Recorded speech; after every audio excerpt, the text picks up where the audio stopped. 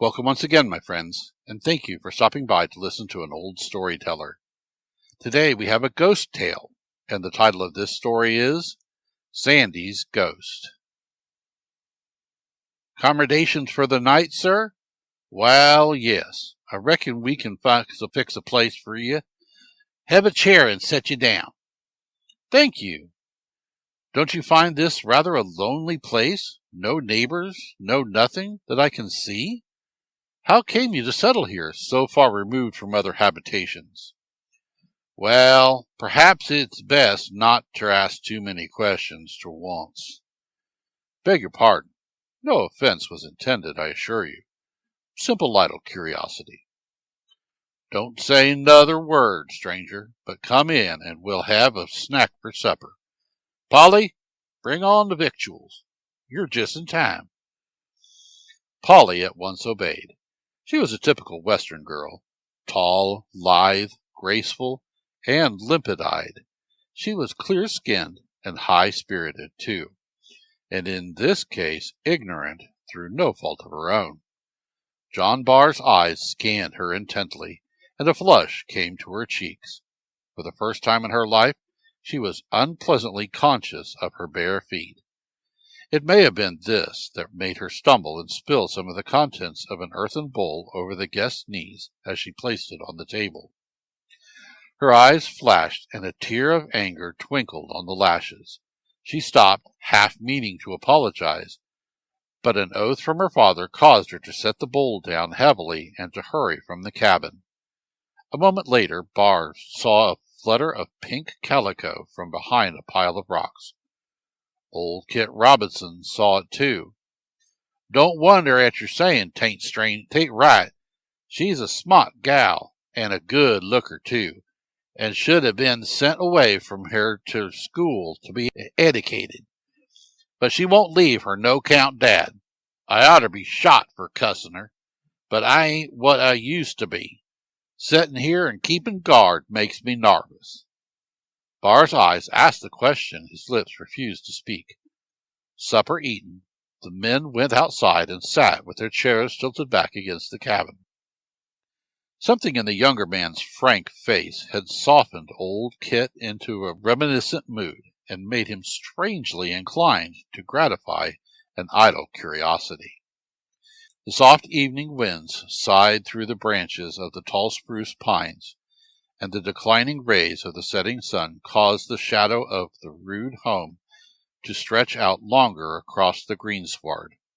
From its shelter where he sat, John Barr looked out on the grand ranges of the Rockies and wondered where in their vastness he would find the man he sought, the finding of whom had brought him out into this wild and almost forsaken mining camp.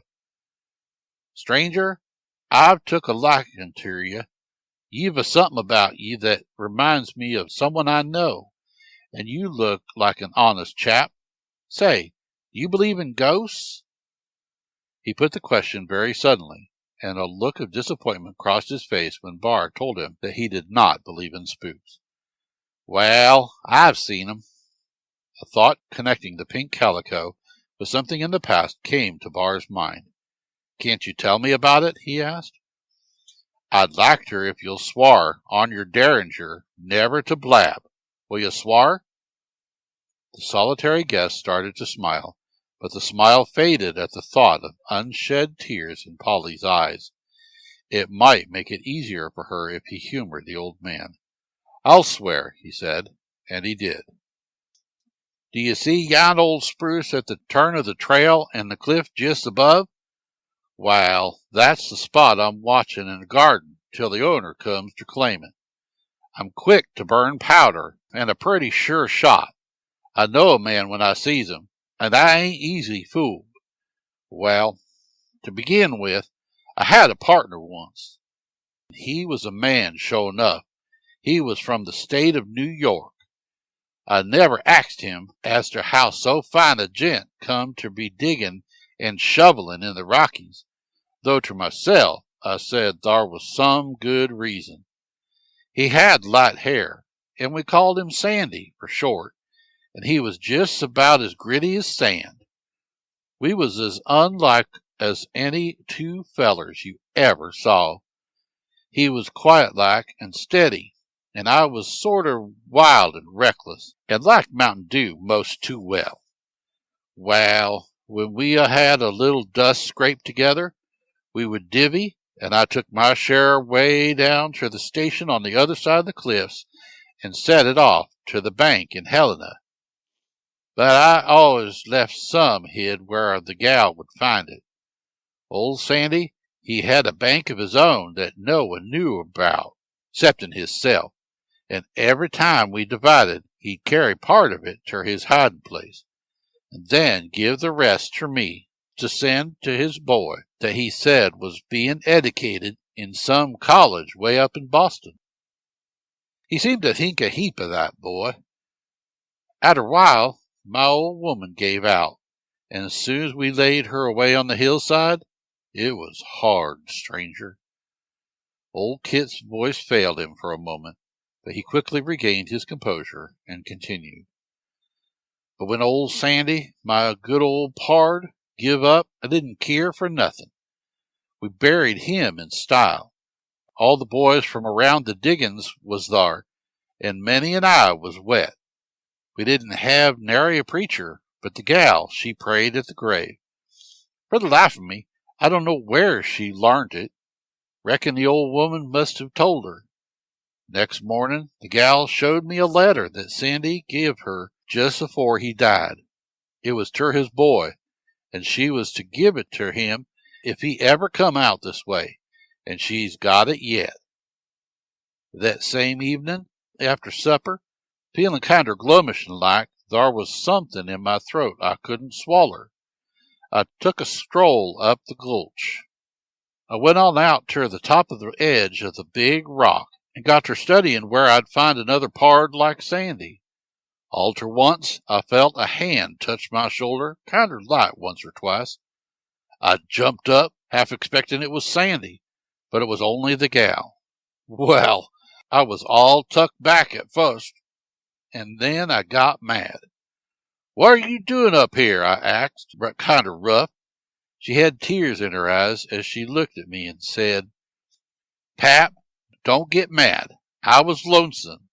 I seen you coming up this way, and I follered you, 'cause I wanted to tell you that Sandy said to give his boy his pile when he comes." "Well," says I, "you might have waited till I come back to the house."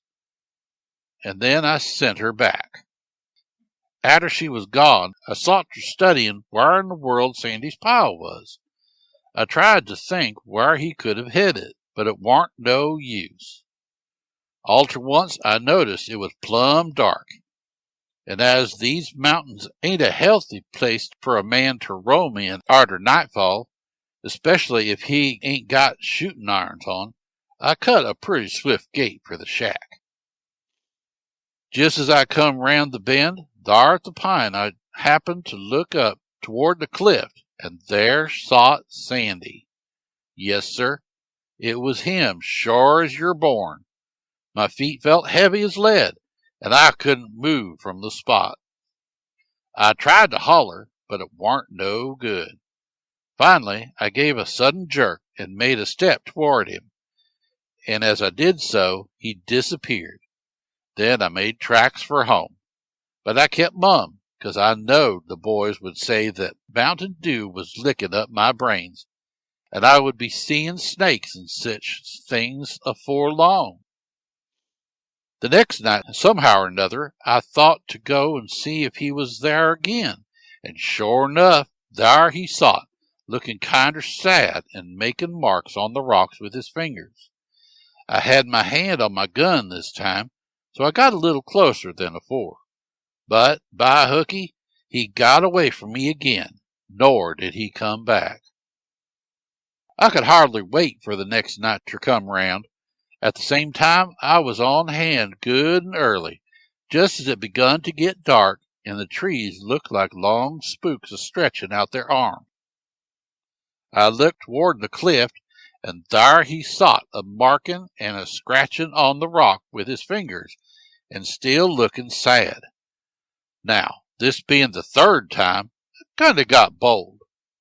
and I went a little closer and says, Sandy, what's the matter with you? Didn't the boys do the planting right for you? Then, as luck would have it, I thought of something else right quick, and I said, or is it the dust you have hid while you're sitting? Well, he looked up then, and the happiest smile come to his face, and all to once he disappeared again. And since then, I have sought here and guarded the place till the right one comes along to claim it. Let's see, what did you say your name was? Pardon me, I thought I had told you. My name is John Willett Barr. Polly! Oh, Polly! Come here, gal. What was Sandy's full name? I plumb forgot. What would you want to know fur? She asked. I ain't a-goin' to tell you now. That's my own secret. Come, gal, tell me ter once, or it won't be healthy for you. Well, then, she answered stubbornly, it's John Willett Barr. At her reply, the younger man's face grew deathly pale, and he started up from his chair, but Kit thrust him back into his seat, saying, Bring me the letter, Polly. What are you going to do with it, Paul? She inquired cautiously. I promised old Sandy on my oath to keep it till the right one comes along to claim it, and I mean to keep my word. The right one is here, gal. Thar he sits. So trot that letter out, and don't parley long with me if you knows when you're well off. Polly stared at the younger man in utter bewilderment for a moment. Then, turning slowly, she stepped quietly into the cabin after the precious document. An unusual gleam of joy lighted up her face, and a suppressed excitement shone in her eyes. Under her breath she said, Somehow or other, I felt he was the right one. Too truly, John Barr realized in that painful moment that he whom he sought was now dead to him, that the father from whom he had been parted so many years was sleeping that long, dreamless sleep in the clay mound on the hillside, which marked his last resting place. As he turned to look at the face of the old honest Kit, who had been his father's friend during those long years of forced exile, a happy smile lit up the old miner's rugged features as he pointed with his fingers off to the rock cliff near the old spruce vine, and said in an exultant, trembling voice, Thar he be, stranger, just as I have seen him many a night, your dad, my pard, poor old Sandy. With an eager voice, John Barr sprang forward, and the mountains echoed and re-echoed the plaintive cry of, Father! Father! But his outstretched arms clasped only emptiness and the darkening shadows of the rapidly approaching night. Thank you once again for listening to this story. If you enjoyed this story, please press that like button. Also, please help an old storyteller out by subscribing to my channel. The next story will be posted in a few days, so until then, may your story continue to be a good one.